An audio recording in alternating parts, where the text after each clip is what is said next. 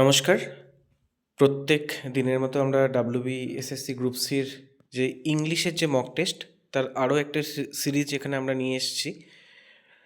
আপনাদের পরীক্ষার প্রিপারেশন আশা করি খুব ভালো করেই চলছে।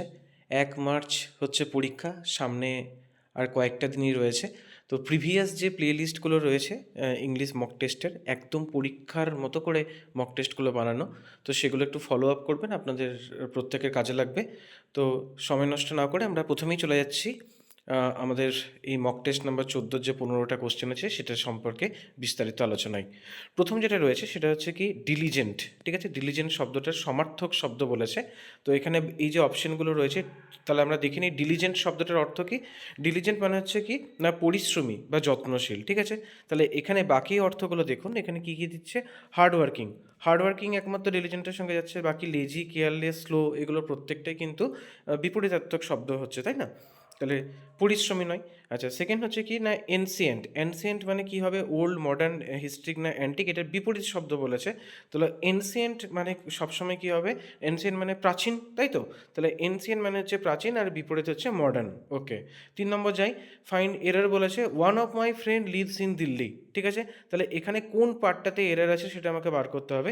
দেখুন, ওয়ান অফ মাই ফ্রেন্ড বলেছে মানে আমার অনেকগুলো বন্ধুর মধ্যে একজন সে দিল্লিতে থাকে, তাহলে এখানে সবসময় ওয়ান অফ মাই ফ্রেন্ডস হবে। ঠিক আছে, তাহলে ওয়ান অফ দ্য বা ওয়ান অফ মাইয়ের পরে নাউন কিন্তু এখানে ফ্রেন্ডস হবে। 4 নম্বর চলে যাই। এখানে বলছে the news are very shocking. ঠিক আছে, তাহলে এখানে এরর বলেছে। দেখুন এই যে এখানে কোনটা হবে সেটা আপনারা দেখুন। দেখুন নিউজ যেটা আছে না, এখানে নিউজের পর কিন্তু সম্ভবত আর হয় না, তাই না? তাহলে নিউজ যেটা হচ্ছে সবসময় এক বচন বা আনকাউন্টেবল নাউন, যেহেতু সেজন্য এখানে ভার্ব হবে ইজ। ওকে, পরেরটা দেখি।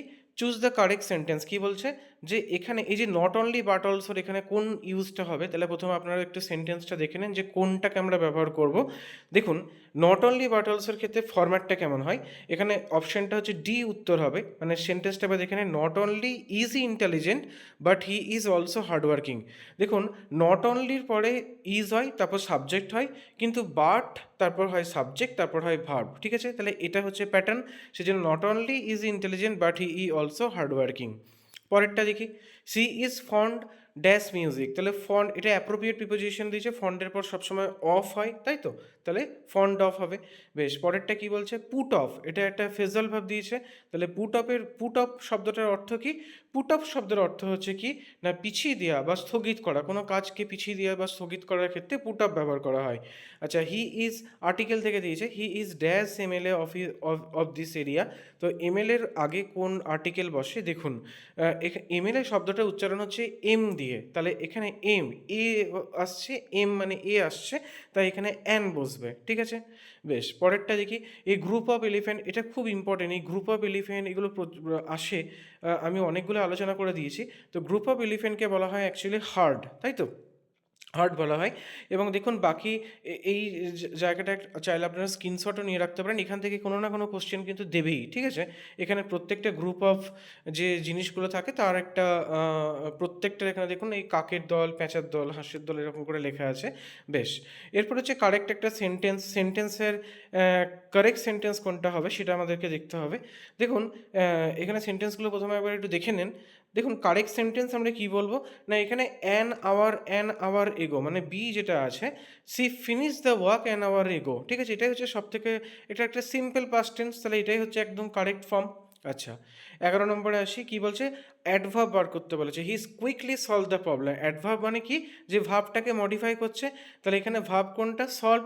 সেই সলভটা কেমন করে হয়েছে, দ্রুততার সঙ্গে, তাহলে কুইকলি হবে অ্যাডভার্ব, তাই না? এটাই হচ্ছে অ্যাডভার্ব, হচ্ছে অ্যাডভার্ব ও ম্যানার, কাজের ধরন বোঝাচ্ছে। আচ্ছা, চেঞ্জ ইনটু ইনডিরেক্ট স্পিচ মানে ন্যারেশন বলেছে। She said I have completed my work. ঠিক আছে, তাহলে একবার সেন্টেন্সটা দেখে নেন। এই সেন্টেন্সগুলোর মধ্যে কোনটা হচ্ছে না, এটা হচ্ছে বি।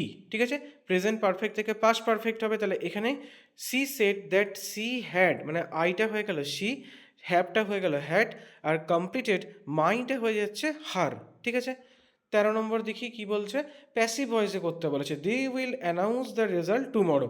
তাহলে এটা প্যাসিভ ভয়েসে কি হবে না, ফিউচার ইনডিফিনাইট টেন্সে উইল বি সবসময় হয়, তাহলে the result will be announce tomorrow. ঠিক আছে, আচ্ছা 14 নম্বরে চলে যাই। কারেক্ট সেন্টেন্স বলেছে he is more taller than me, he is taller than me, এটা বলেছে, তাই তো? তাহলে এখানে অ্যান্সার কী হবে না, বি। মানে এটা কম্পারেটিভ ফর্মে আর মোর লাগে না যদি অ্যাডজেক্টিভটা নিজেই কম্পারেটিভ হয়, তাই না? তাহলে he is taller than me, এটাই হচ্ছে সব থেকে পারফেক্ট। এখানে আমাকে আর মোস্ট, ভেরি টলার, মোর টলার এগুলো দিতে হবে না। আচ্ছা, এবার লাস্ট যেটা আছে, হে পার্সন হু স্টাডিজ ফসিলস, মানে জীবাশ্ম নিয়ে যিনি কাজ করেন, তাহলে তাকে কি বলা হয়? দেখুন এই অপশানগুলোর মধ্যে কোনটা হবে না, এটার মধ্যে হবে কোনটা না, এটা হচ্ছে কি না, প্যালিওন্টোলজিস্ট যিনি থাকেন তিনি জীবাশ্ম নিয়ে কাজ করেন। এখানে বাকি অপশানগুলো দেখুন, এখানে কি ছিল, আর্কিওলজিস্ট মানে যিনি প্রাচীন সভ্যতা নিয়ে কাজ করেন।